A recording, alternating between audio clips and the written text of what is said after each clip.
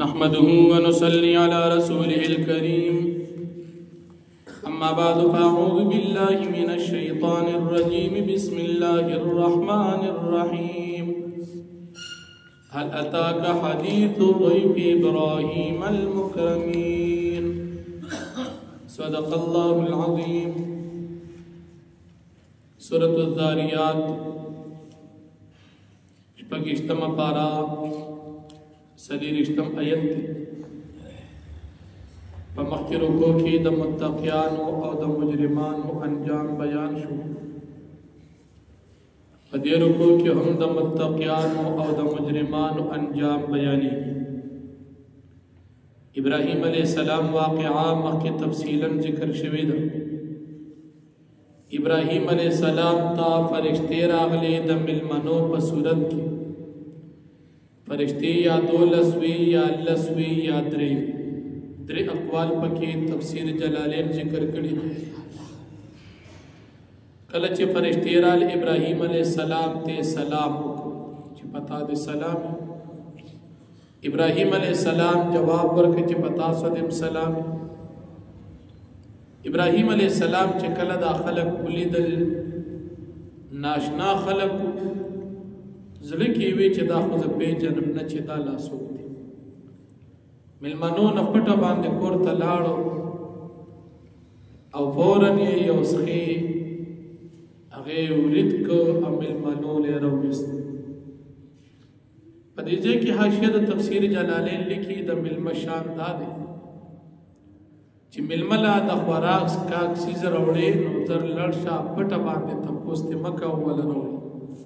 دیکھیں دا ملمہ اکرام زیاد ازیدہ دی چی داغا نا تپوس کے چی سبا خوری سبس کی شربس کی چیز کی کم سیز چی وقت بھی دا ملمہ دا پارا زیاد اکرام پا دیکھیں چی ورش و غسیز برتا رو باسا.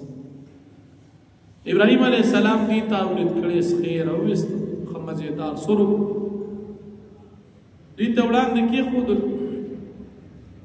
دی فرشتو دا خوراک نکو. په دا وخت کې دستور دا و چې کم سړی به د چا دشمن او رابغې نه هغه به د کوربه خوراک نه کوي. ابراهیم علیه السلام د هغې معمول مطابق د دوی نه په زړه کې یره محسوس کړه چې دا څنګه مېلمانه دي خوراک نه کوي، ناشنا خلک دي. فرشتو ورته یریږه موږ د الله پاک د طرف نه استازي قاصدان یو، تا ته به خوشخبري درکړو چې ستا به الګ کېږي زوی به دې کېږي. او مخی په صورت هود کی تیر شوی دی چې نوم موتیات کې چې دا غز نوم به اسحاق علیہ السلام عالم بوي نیک سړی وي. بیبي مخامخ ولاړه فورا په حیرانتیا کې خپل مخ له لاس راواچو او د ډېرې حیرانتیا نه وي چې ته خو بوډۍ یم شنډه یم تر دې وخته پورې دې بچي نو د دې عمر په دغه وخت کې یو کم 100 کالا یا 90 کالا د بیبي عمر او د ابراهیم علیه السلام عمر په دغه وخت کې یو 100 کالا یا پوره 100 کالا. هغوی ورته چې څنګه مو درته وي همدغه شان الله پاک فرمایلی دی هغه فیضات دي او بچي به درکوي. ابراهیم علیه السلام دې فرشتو نه تپوس کړه څه حال دې سره راغلی خیر خو دې. هغوی ورته منګه یو قوم مجرمان دی چې د لوط علیہ السلام قوم دی د هغې د سزا دپاره راغلي په هغې باندې د کاڼو باران کو او په هر کاڼي باندې به د هر هغه کس نوم لیکلي چې د چا دپاره مقرر دی. په دې کلي کې چې کوم کسان مؤمنان دی هغه به توباسو بقایب په ټولو باندې د کاڼو باران کو او په دغه کلي کې د یو کور نه علاوه هیڅ څوک مؤمنان هغه کور د لوط علیہ السلام و چې بیبي یې کافره و خو دوه لوریانې وي چې هغه مؤمنانې وي. د دې کور نه علاوه په دغه کلي کې د مسلمانانو کور بل نو.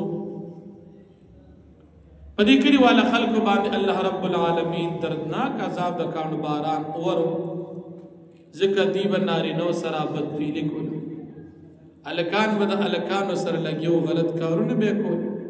لکه نن سبا چې هم دا بېحیایي دا ډېره عامه شوې ده. څنګه چې جناګانې عام شي دغه شان لواطت هم عام شوي. الکان د الکان سره بدفعلی کوي چې دا انتهایی عظیم جرم دی، غټ جرم دی او لوی ګناه. الله پاک په دې باندې دا ټول قوم هلاک. او بیا الله پاک فرمایي چې دې قوم په هلاکولو کې د رستو هغه خلکو د پاره چې هغه د الله د عذابونو نه یریږي، هغې د پاره په دې کې عبرت دی، نصیحت دی چې داسې کار ونه کړي. بیا د موسی علیه السلام واقعه مختصرا الله پاک ذکر کوي چې موسی علیه السلام مونږ فرعون ته لېږلو او فرعون چې د موسی علیه السلام د پیغام نه انکار او اعراض او د موسی علیه السلام بې ادبي وکړه. الله رب العالمین دا فرعون سره د خپل لښکر په بحر قلزم کې هلاک او موسی علیه السلام او بني اسرائیلو ته الله پاک نجات. عادیانو واقعا ده چې د دې په دې واقعا کې د رستنو خلکو د پاره نصیحت چې هغې د خپل دور د پیغمبر د هود علیه السلام تکذیب وکړو. الله پاک په هغې باندې سیلې راوسته او په هغې سره دا قوم الله رب العالمین هلاک. ثمودیانو واقعا چې دي د صالح علیه السلام تکذیب کړو، دې ته ویل شوي د خپل پیغمبر تابعداري وکړئ، نجات به ومومئ. دی اوخې د سوای ما چې دا د الله پاک د طرف نه تاسو ته یو نشاني ده او د صالح علیه السلام معجزه ده، لیکن دوی هغه اوښه زخمي کړه. 3 ورځې بعد په دې باندې الله پاک عذاب راوسته. جبریل علیه السلام پې چغه ووهله او دوی ټول هلاک شو. دوی دومره طاقت نه لرو چې صرف د خپل ځای نه ودرېدلې قدرې وي، دومره طاقت یې نه لرو چې چا وله سزا او عذاب ورکړو، د هغې نه تپوس کړو. دغه قوم الله پاک د صالح علیه السلام هلاک. او بیا قوم د نوح علیه السلام چې دې نه وړاندې و هغه هم الله پاک هلاک کړو. نو د دوی دا واقعات مختصرا ذکر کیږي، مخکې تفصیل سره ذکر شوي. الله پاک فرمایي هل اتاک حدیث ضیف ابراهیم المکرمین، آیا راغلی تا ته واقعه د مېلمنو د ابراهیم علیه السلام د عزتمندو. اذ دخلوا علیه فقالوا سلاما، کله چې دوی داخل شي ابراهیم علیه السلام ته دوی ورته سلام وکړو. لفظ د سلام یعنی السلام علیکم. قال سلام، ابراهیم علیه السلام دوی ته جواب ورکړ چې په تاسو دې سلام وي. قوم منکرون، دا یو قوم ناشنا. ابراهیم علیه السلام په زړه کې وایي چې دا خو ناشنا خلک زه یې پېژنم نه چې دا څوک دي.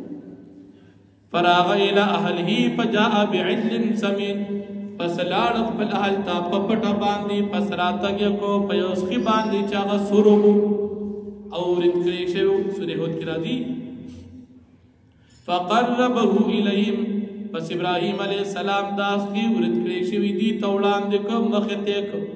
قال الا تاکلون، کله چې هغې دا خوراک نه کوو. ابراهیم علیه السلام ته فرمایي تاسو خوراک نه کوئ. فاوجس منهم خیفه، پس محسوس کړه د دوی نه په زړه کې یره. قالو هغې لا تخف، یریږه ما موږ د الله پاک د طرف نه قاصدان یو. وبشروا بغلام علیم، او دوی تزهیر ورکړه په هلک عالم باندې اسحاق علیه السلام. فاقبلت امراته فی سرة، پس مخامخ وا د بیبي سارا رضی الله عنها په حیرانتیا کې. فسوکت وجهها، پس دی گزار ورک خپل مقلد حیرانتیانا. وقالت او دیوی عجوز عقیم، دخو یو بوډیم یو کم سل کالم عمر دی، عقیم نو شنډیم ترس بچی نشتا. قالو دی فرشتو وتی کذالکم، دارنگی سنگ چه مویم دارنگی. قال ربک، استعرب فرمائلی دی انہو هو الحکیم العلیم، ذکر اللہ پاک ذات علم و حکمت والا علم والا ذات. قال فما خطبكم ايها المرسلون، ابراہیم علیہ السلام فرمائے سحال نستا سے قاصدان و فرشتو. قالوا بئو انا ارسلنا الى قوم مجرمین، یقینا منگرا لے گلی شیو قوم مجرمان تچ قوم دلوت علیہ السلام. لنرسل علیہم حجارتا من تین، دپارا دی چھ منگرا اولی گوپ دی باندی کا باران دکانو. مسومتن، چې دا کاڼي به نه خدار کړی شي په نوم د هغه چا چې په چا باندې به راغورځېږي. عند ربک، په نزد رب ستا للمسرفین، د زیاتې کوونکو د دغه جرم کوونکو دپاره. فاخرجنا من کان فیها من المؤمنین، پس موږ به روباسو د دې کلي نه هغه څوک چې وي په دې کلي کې د مؤمنانو نه. فما وجدنا فيها غير بيت من المسلمين پس من مندو پدی کلی کی سوا د یو کور د مسلمانانو چې هغه د لوط علیه السلام کور او لوریانې ودوا وترکنا فيها آیة للذین یخافون العذاب الألیم او من پریښودو پس د هلاکولو د دې کافرانو علامه د خلکو دپاره چې هغه یریږي د دردناک عذابونو نه وفي موسی اذ ارسلناه الى فرعون بسلطان مبین او په هلاکولو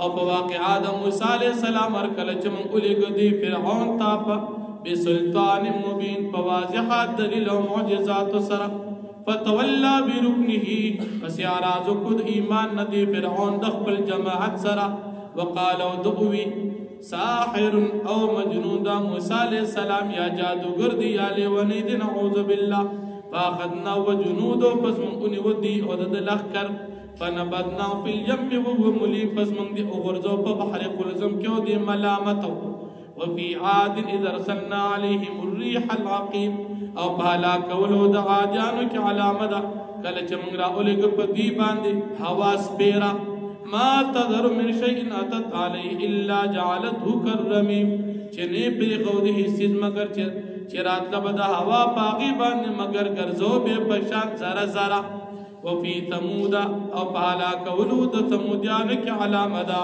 اذ قیل لهم تمتعوا هر کله چې دوی ته وویل ستاسو فایده والی پس د زخمي کولو دوخې نه حتی حین تر د یو نیټې پورې درې ورځې فعتوا عن امر ربهم پس دی تکبر کو د حکم در رب خپل فاخذتهم الصاعقة وهم ينظرون پس ونیو دوی لرا چغې د جبریل علیه السلام وهم ينظرون دی وتکتل یا ونیو دوی لرا تندر او دی قتل دی عذاب ته فما استطاعوا من قيام وما كانوا منتصرين فدي طاقت نه لرو د ادریدلو د خپل زینو نو دی انتقام قسطن کی دا اچانه چې چا په عذاب راوستو وقوم نوح من قبل او قوم د نوح علیہ السلام چې وړاندې د دې خلکو تیر شو انهم كانوا قوما فاسقين یقینا هغه خلک یو قوم فاسقان واخنا